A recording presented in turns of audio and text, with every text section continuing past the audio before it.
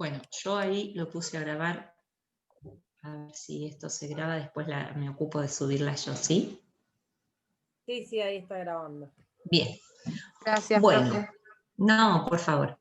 De todos modos, yo les cuento. Sobre todo esto que estamos charlando, yo les voy a subir un trabajito en PowerPoint con ideas esenciales para que tengan de guía, ¿sí? Con referencias normativas y bibliográficas para poder ampliar un poquitito este encuentro, ¿sí? Y de todos modos, si quieren tomar nota de mi mail o el mail del doctor Agustín Sánchez, Marcela Ramos 555 @gmail.com.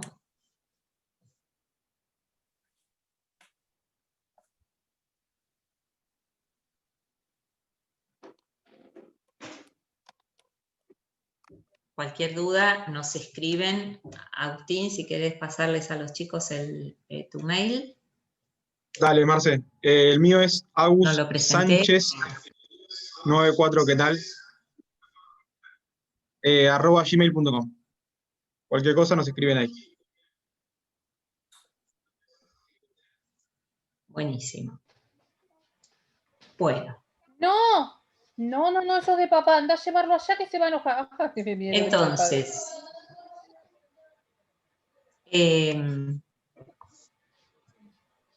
bien. Seguimos entonces. Entonces, definido el carácter y la naturaleza jurídica del buque, ya vimos el inicio de su vida con su nacionalidad argentina. La clasificación de los buques es muy variada. Tenemos buques públicos y privados. Los buques públicos son aquellos que están abocados a la seguridad, prefectura y marina, es decir, en líneas generales, todo buque que pertenece al Estado y contribuye a la seguridad de nuestra nación. En todo lo demás, aunque pertenezca al Estado, el buque se rige por las normas del derecho privado, es decir, se consideran buques privados. Actualmente el Estado argentino no tiene una flota de buques de marina mercante, pero hasta hace unos años, si hay alguno mayor recordará que estaba ELMA, que era la empresa de marina mercante perteneciente al Estado.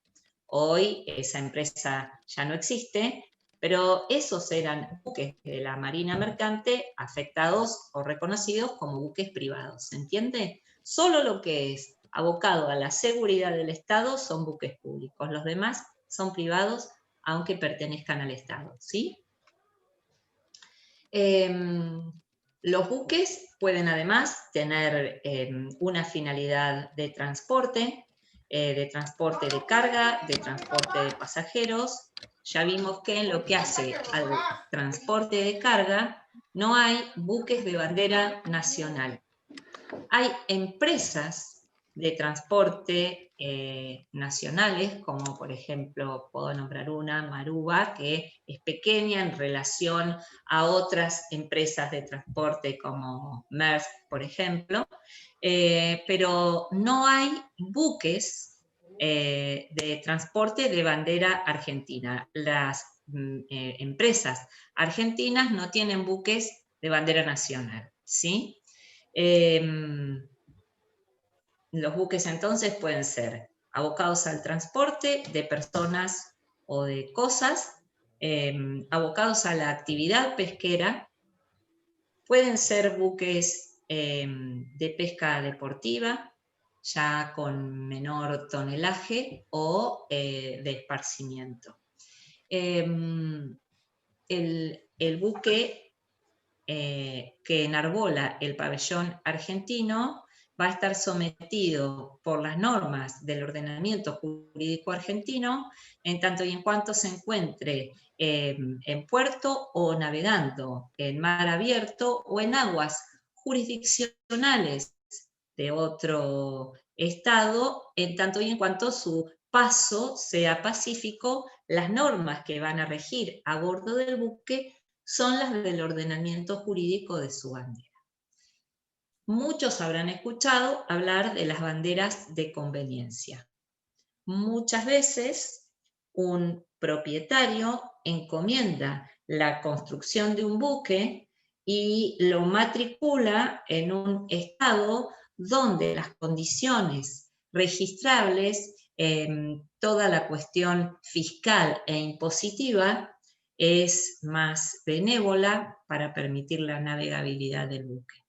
Así tenemos cantidad de buques con bandera de Bahamas o de Panamá. Inclusive las grandes empresas de transporte promovían y promueven en estados, algunos de los cuales ni siquiera tienen litoral marítimo, la creación de registros con condiciones más laxas para permitir no solo el registro, sino el pago de todas las cuestiones impositivas relacionadas con la actividad del buque y con las relaciones laborales de la tripulación del buque. De todos modos, esta laxitud en ciertas exigencias han reflejado en accidentes marítimos de muchísima gravedad, no solo con la pérdida de vidas humanas directamente, sino, por ejemplo, con el derrame de combustibles. Les voy a subir una nota de un buque que el año pasado derramó sobre las costas españolas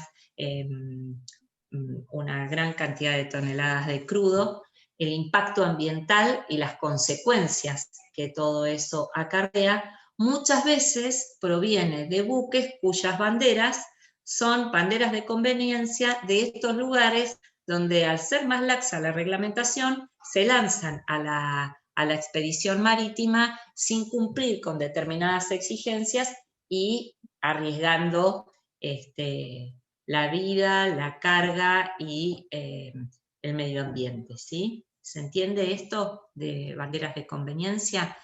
El Canal de Panamá es el medio acuático más transitado del mundo. Y este dato, que parece curioso, tiene que ver con que, siendo un país muy pequeño, tiene un registro altísimo de buques con matrícula y bandera panameña. Bueno, entonces, definido por un lado el buque con su naturaleza jurídica y con estas particularidades, vamos a ver cuáles son los sujetos que participan de esta actividad. Tenemos por un lado el propietario del buque, dijimos que es esta persona que encomienda la construcción o adquiere mediante un contrato de compraventa el buque, y el armador, que es aquella persona que tiene la disponibilidad física y jurídica de la embarcación para la expedición marítima. Disculpe. El armador puede coincidir con el propietario del buque o puede tener la disponibilidad física y jurídica del Profe, buque. ¿puede repetirlo del armador? ¿Sí? Porque me perdí. Sí. ¿Tiene disponibilidad física y jurídica del buque? Física y jurídica del buque. Ya sea porque es el mismo propietario o porque es el locatario de un buque, o porque ha celebrado con el propietario un contrato de leasing. Solo bajo estas tres figuras una persona puede situarse como armador de un buque. Si es propietario, el registro va a tener conocimiento de quién es el propietario del buque. Si no es el propietario, deberá registrar en el Registro Nacional de Buques el contrato de locación o de leasing mediante el cual tiene la disponibilidad física y jurídica de ese buque en particular. Y además, él mismo estar registrado como armador, no es que hay un registro de armadores en general, sino que hay un registro a donde los armadores se identifican como armadores de un buque determinado, ¿se entiende? Bien, ¿se entendió? Entonces, Sí. solo puede ser armador el propietario del buque o quien tenga un contrato de alquiler a casco desnudo, es decir, sin tripulación, o leasing sobre el buque. Perdón, ¿se llama armador por algo en particular? No es porque es del astillero que lo construyó o algo así. No tiene nada que ver eso, ¿no? No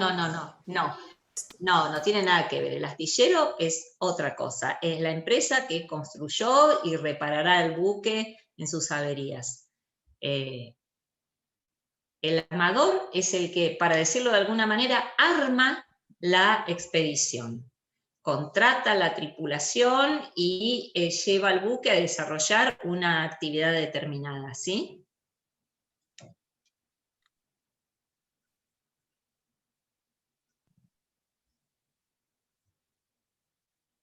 Bien, además del armador, tenemos el agente marítimo, que va a ser el representante del armador o del propietario, cuando el buque no se encuentre en puerto con la presencia del armador o del propietario, es quien se va a ocupar de la realización de toda la documentación necesaria para presentar ante la autoridad de aplicación, ante la Prefectura Naval Argentina, ante la aduana, ante el consulado eventualmente.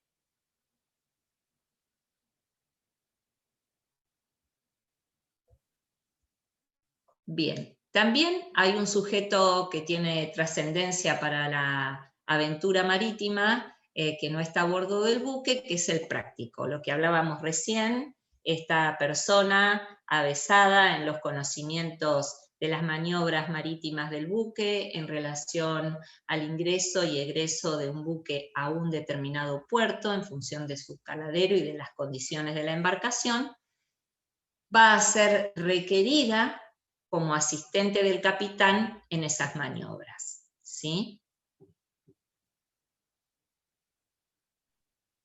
Y ya en relación a los sujetos que están a bordo de la embarcación, digamos, el sujeto principal, por decirlo de alguna manera, el representante de la autoridad de aplicación y del propietario o armador a bordo del buque es el capitán, ¿sí? Como tal, el capitán es el responsable de todo lo que acontezca en la aventura marítima y el responsable de llevar a bordo del buque la documentación requerida para dejar constancia de todo lo que acontece en la expedición. Todo hecho relevante deberá ser asentado en el diario de la navegación, que es responsabilidad exclusiva del capitán, para ser puesto en conocimiento de la prefectura o del consulado cuando el buque no llegue a puerto argentino, en relación a todos los acontecimientos de trascendencia, tanto a bordo como fuera del buque, como averías, asistencia y salvamento, nacimientos, defunciones a bordo del buque, porque el capitán tiene en ese aspecto la potestad de celebrar las actas, ya sea nacimientos, fallecimientos y cualquier acontecimiento jurídicamente relevante que suceda a bordo del buque, ¿sí?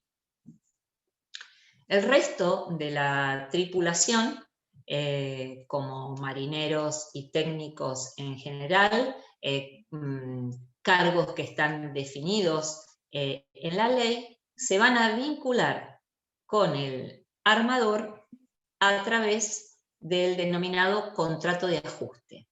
La celebración del contrato de trabajo se perfecciona entre el empleador, que es el armador, y el tripulante, que es el trabajador, a través del contrato de ajuste.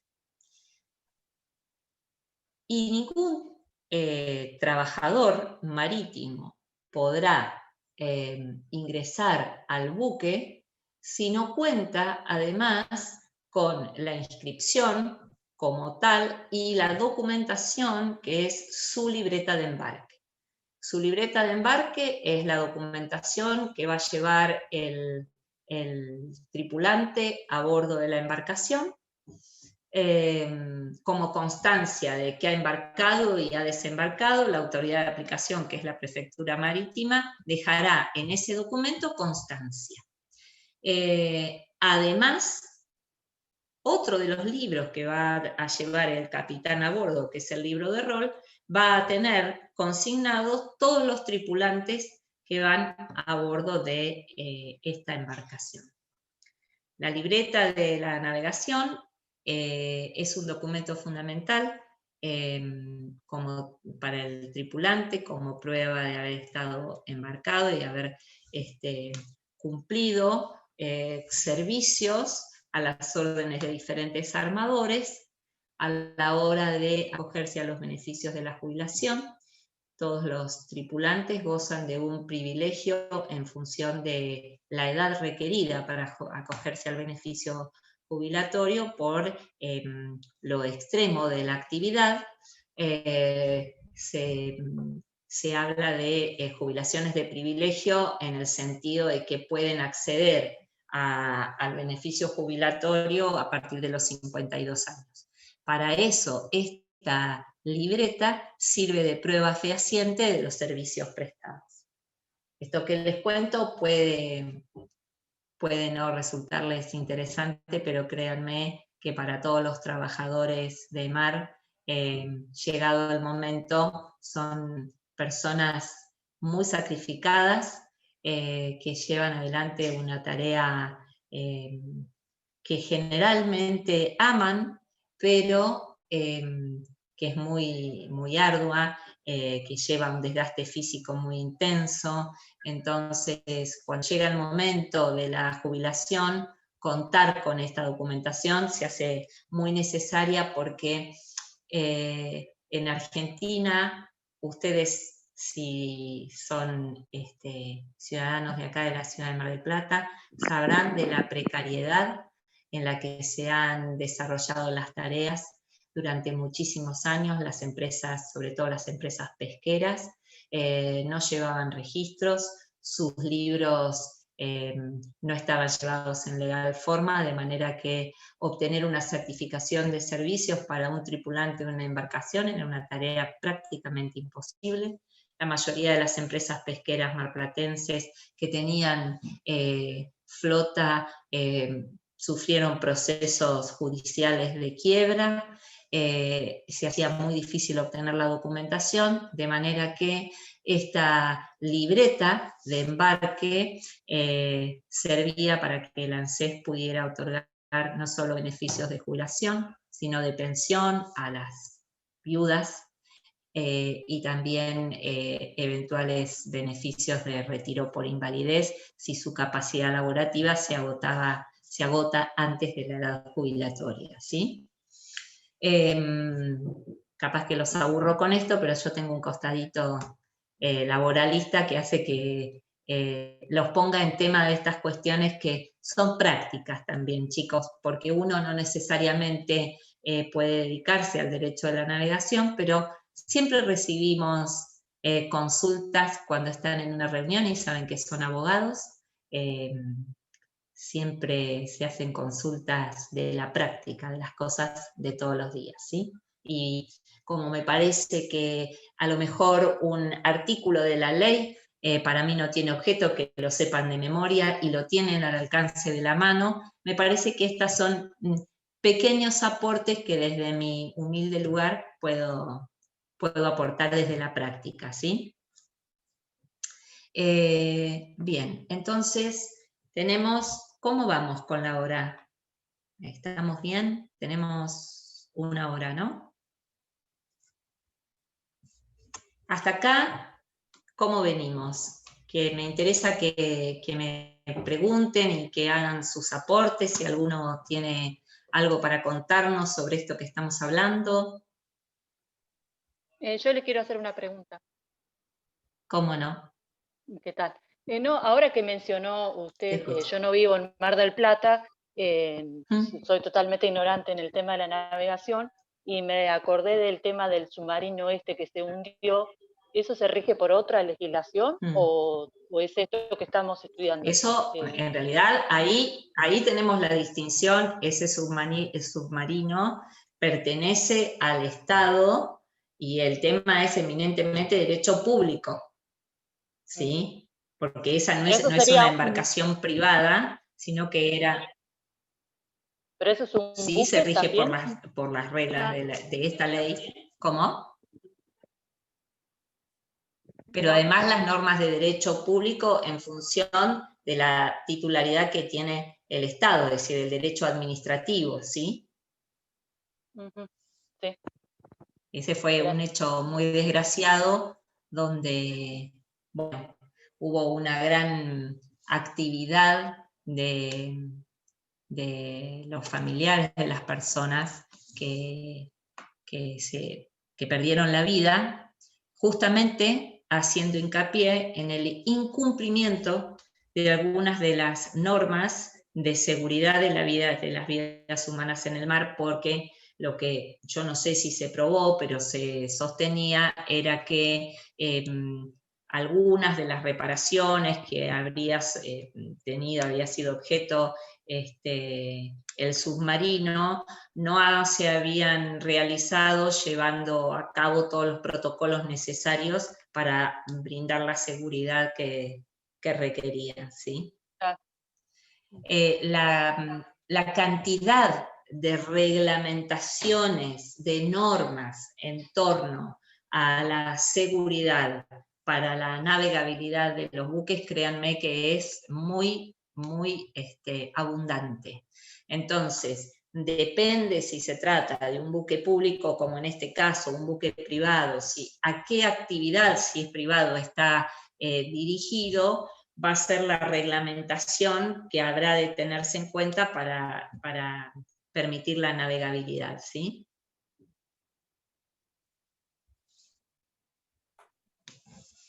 Bien. El Estado siempre tutela la actividad, por eso decíamos que hay muchas normas del derecho público y sobre todo del derecho administrativo, por la trascendencia de la actividad, sobre todo marítima. Yo hago esta aclaración porque nosotros hablamos, tal vez alguno habrá escuchado hablar que en la facultad suele hablarse de derecho marítimo en lugar de derecho de la navegación. Y es porque la parte de derecho marítimo tal vez es la más trascendente, pero no nos tenemos que olvidar que también hay un derecho lacustre y fluvial en función de las embarcaciones que navegan a través de los ríos y de las lagunas. Lo que pasa que en términos de globalización lo que más trascendencia tiene es justamente el derecho marítimo, ¿sí? Y en función de eso, el Estado es omnipresente en cuanto a las regulaciones para que esa navegabilidad no sea un peligro, no se constituya en un peligro, no solo para los tripulantes y para las personas que están a bordo de las embarcaciones, sino también para los terceros. Y en ese aspecto, la ley de la navegación prevé ciertas incumbencias del Estado cuando una embarcación derrame sustancias u objetos. El Estado allí está presente para intimar a sus armadores o propietarios para que procedan a la extracción de esos elementos en tanto y en cuanto pueden constituir un peligro para la navegabilidad, para el escurrimiento de las aguas, para el ingreso a puerto de otras embarcaciones o eventualmente para la preservación del medio ambiente. Y en ese aspecto el Estado intima a los propietarios para que realicen las maniobras de extracción de esos elementos bajo apercibimiento de hacerlo por sus propios medios, poniendo a subasta pública el producido de esas extracciones, si se trata de elementos que tienen un valor comercial, para obtener de ahí el pago de los gastos en que el Estado incurrió para proceder a esa limpieza, por decirlo de alguna manera, y el resto depositarlo a la orden del juez competente del lugar donde se encuentra la embarcación. Acuérdense que cuando hablamos de las características de este derecho, y yo les dije que tenía autonomía desde el punto de vista judicial también, en el ámbito del derecho marítimo, el juez competente va a ser el juez federal. Entonces, el Estado retira elementos que, producto de una hinchazón o producto de un derrame, la embarcación ha perdido. Si eso tiene valor comercial, lo pondrá a disposición de la aduana para que proceda a una subasta pública, retiene del producido el dinero que ha gastado en esa maniobra y el resto lo deposita ante el juez competente a la orden de los propietarios o armadores del buque, ¿sí? Si se trata del buque mismo, porque está varado, hundido o inactivo, la embarcación misma o los restos náufragos, supongamos que se hundió y se fue, y producto de un siniestro, no queda la embarcación entera, sino que quedan restos simplemente, el Estado, a través de su autoridad de aplicación, que es la Prefectura Naval Argentina, va a tomar contacto con los propietarios de los buques. Si no pudiera tomar contacto con ellos, publicará edictos por 10 días en el lugar donde ha sucedido el siniestro para que comparezcan los propietarios y para que en un lapso de no menos de 2 y no más de 5 meses proceda a la extracción o al desplazamiento o al traslado o desguace de esa embarcación, siempre teniendo en consideración que constituya un peligro del mismo modo para la preservación del medio ambiente, para la navegabilidad, para el escurrimiento de las aguas, para el ingreso a puerto de otras embarcaciones. Es decir, cuando haya un potencial peligro certificado por la autoridad de aplicación, el Estado va a intimar a los propietarios de la embarcación para que procedan a su remoción, desguace o traslado, ¿sí? En caso de que no comparezcan los propietarios o que inicien estas tareas, pero que demore sin una causa justificada, abandone las tareas dentro del plazo máximo de 5 meses, se va a inferir que los propietarios han hecho uso de una figura legal que es el abandono del buque. Esa figura de abandono implica el desplazamiento del título de propiedad de ese buque, del particular hacia el Estado.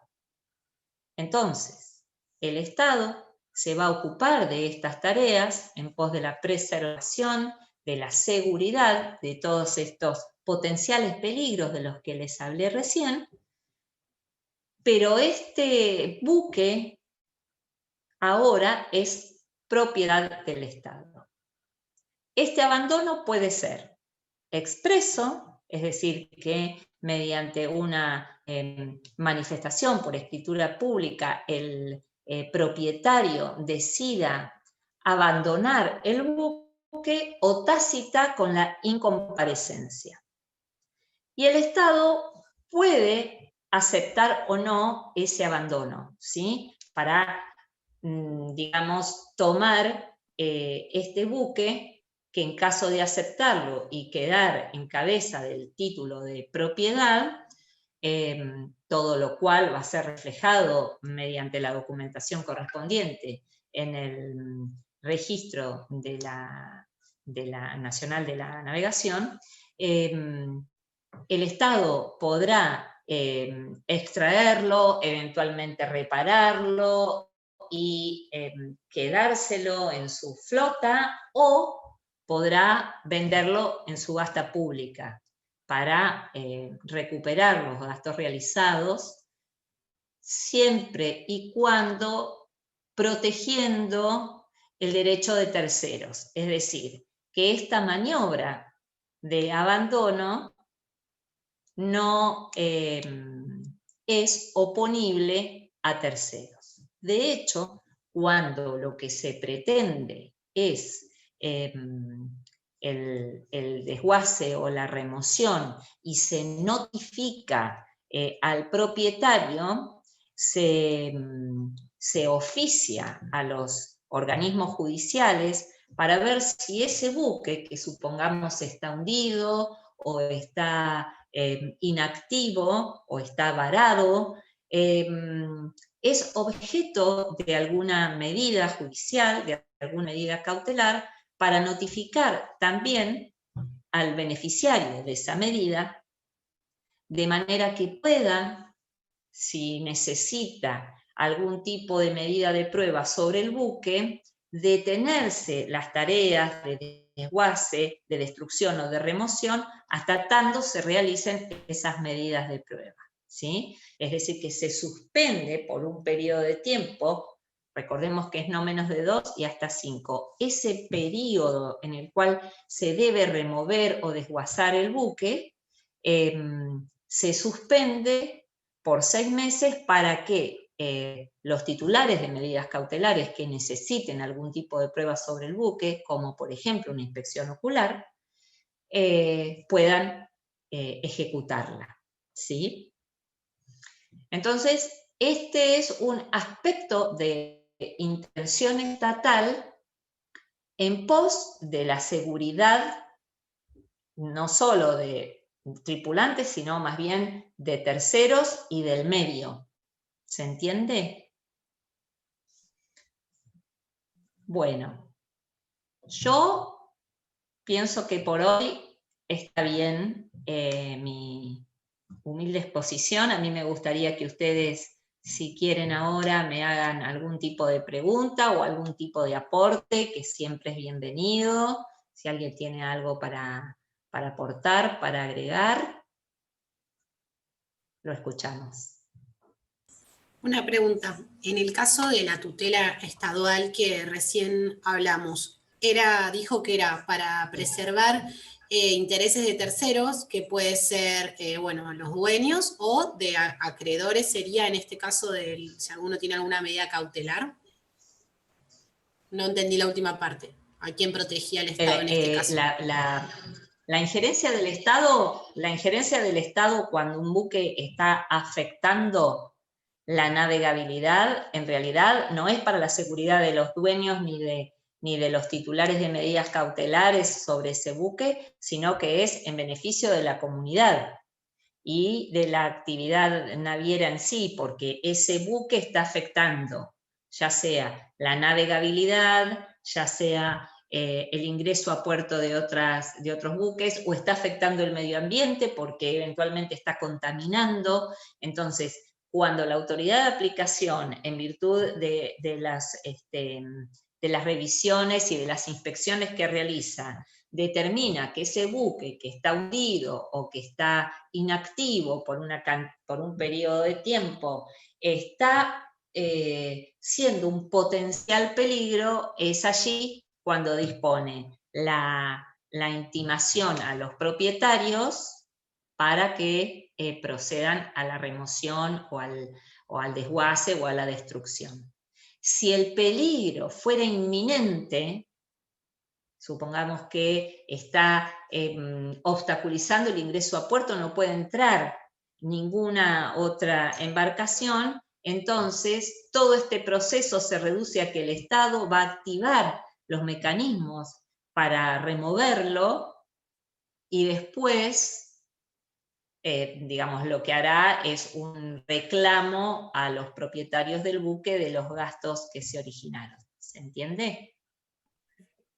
Sí, Pero, gracias. profe, si después de pasados los 5 meses el propietario aparece, ¿qué no tiene opción de recuperar Sí, su buque? tiene una acción, puede plantear una acción ante la Cámara Federal competente del lugar donde se encuentra la embarcación, puede efectuar su reclamo. Gracias. Eventualmente, si el buque ha sido subastado, podrá retirar el remanente una vez que el Estado haya deducido los gastos en que incurrió, o se hará una revisión de este abandono tácito del que yo les hablaba, ¿sí? Doctora, perdón. Sí.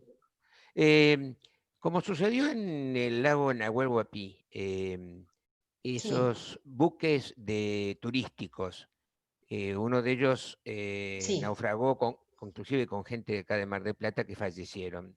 Supongo que habrá seguros para ese tipo de accidentes, ¿no? En beneficio de los accidentados. Sí, por supuesto. Por supuesto. En el próximo encuentro, si quieren, lo charlamos un poquito ahora, si no, en el próximo encuentro mi idea es abordar específicamente el tema de responsabilidad, que es toda una cuestión muy interesante, justamente por el tipo de actividad y el riesgo que conlleva, pero por supuesto que está previsto, sí. Está bien. Un sistema de seguros muy específico con atribución de responsabilidad objetiva o subjetiva. Sí, lo vemos en la próxima reunión entonces. Muy bien. Bueno, gracias. cómo no. ¿Algo más? Bueno, yo los libero entonces, les agradezco la atención.